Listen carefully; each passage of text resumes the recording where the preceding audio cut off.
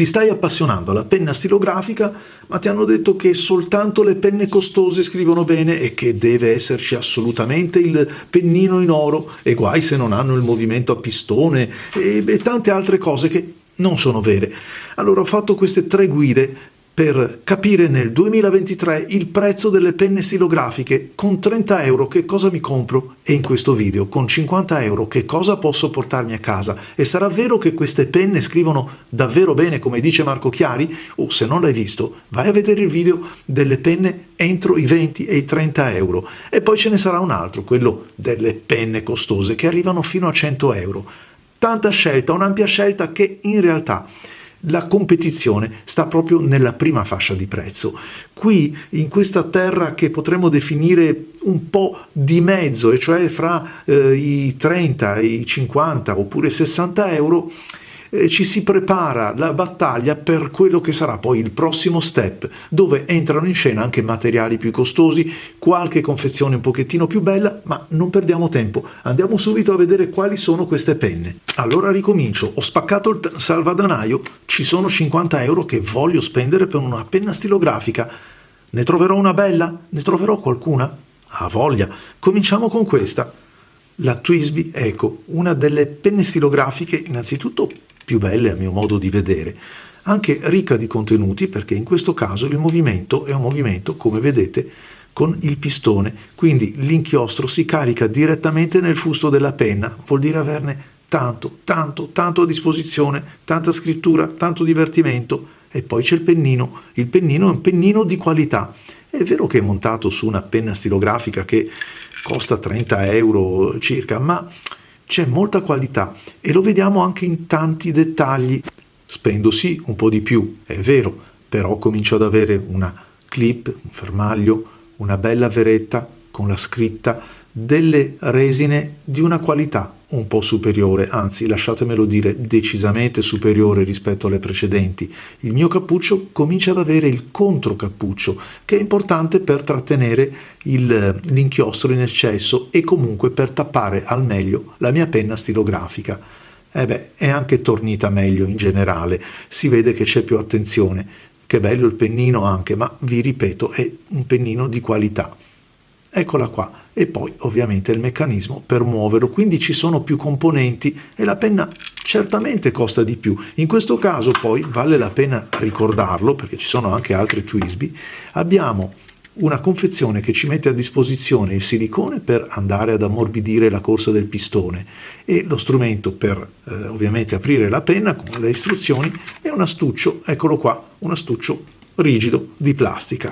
Un'altra penna che a me ha colpito particolarmente è questa, la Aldo Domani di Monteverde, e qui cominciamo già ad avere un bel astuccio. Questo si presta anche per la confezione regalo, per fare insomma una bella figura con l'amico al quale vogliamo regalare una penna che è una stilografica. Guardate che bello l'astuccio, una stilografica di qualità. Di qualità, per la prima volta entro questa fascia di prezzo troviamo una penna realizzata in metallo con una bella verniciatura, con dei bei dettagli che fanno effettivamente la differenza.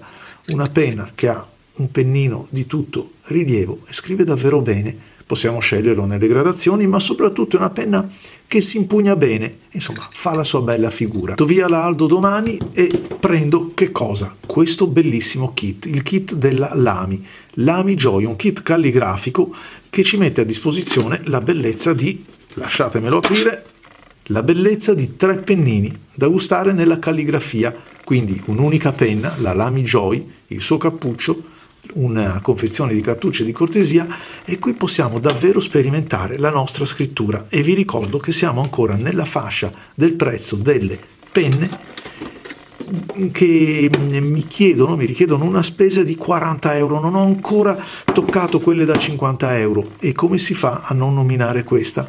La Platinum Balance, un'altra penna stilografica che fa il suo dovere ed è anche bella a vedersi. Anche in questo caso vedete che appartenendo un po' alla stessa fascia di prezzo, troviamo una clip in metallo, troviamo il cappuccio dotato di controcappuccio, una veretta, anche qui è in metallo, questa non è disegnata come su altre penne, e poi delle parti in metallo che fanno da raccordo, ma soprattutto, come potete vedere, anche una bella resina rispetto a quelle un pochettino più economiche delle penne precedenti. Vabbè, ma io avevo parlato di 50 euro, quindi posso disporre di altri 10 euro. Che cosa posso portarmi a casa? Innanzitutto, sempre in questa fascia c'è la bellissima Faber-Castell Loom, che salvo promozioni a volte ho visto persino rientrare nei 30 euro.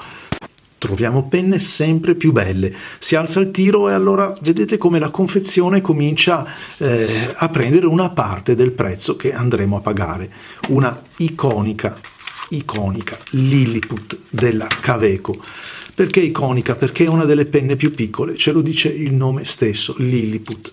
Se non la apro e non la monto così, finisce che quasi quasi la perdo, perché è davvero piccola questa penna, ma è anche una tra le più simpatiche, tra quelle anche che utilizziamo al meglio, perché giusta così, lunga così, ma se vogliamo tenerla corta, eccola qua.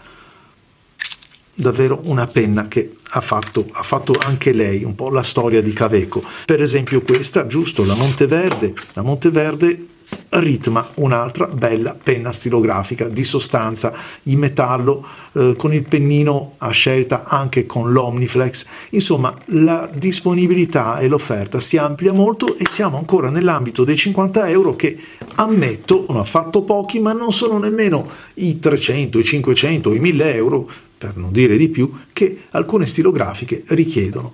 Ce n'è un'altra secondo me che merita di essere nominata ed è la Pilot Prera.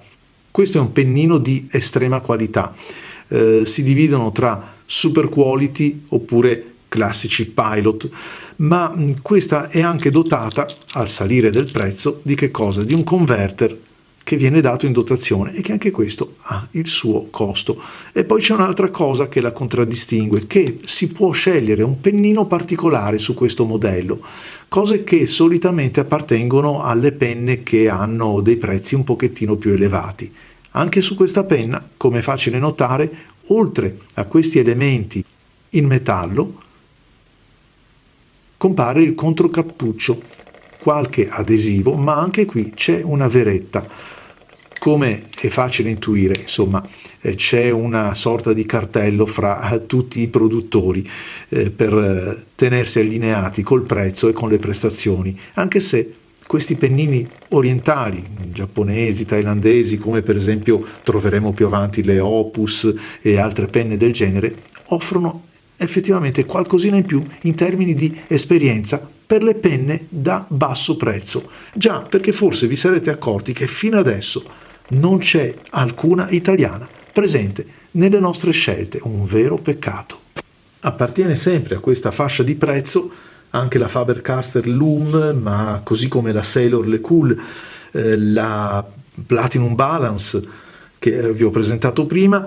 È un vero peccato che manchino le italiane, che hanno comunque fatto la storia della penna stilografica, soprattutto negli anni 40, 50, negli anni 60 addirittura, quando la penna era così diffusa fra tutti, anche nelle scuole, ma poi purtroppo l'industria ha preso altre scelte, altre strade. Un vero peccato. E allora non vi resta che guardare il video, quello successivo. Cosa posso comprarmi se invece di questi 50 euro che avevo in mano oggi ne avessi 2 di banconote, le penne che stanno entro i 100 euro di spesa. Ciao a tutti amici e alla prossima!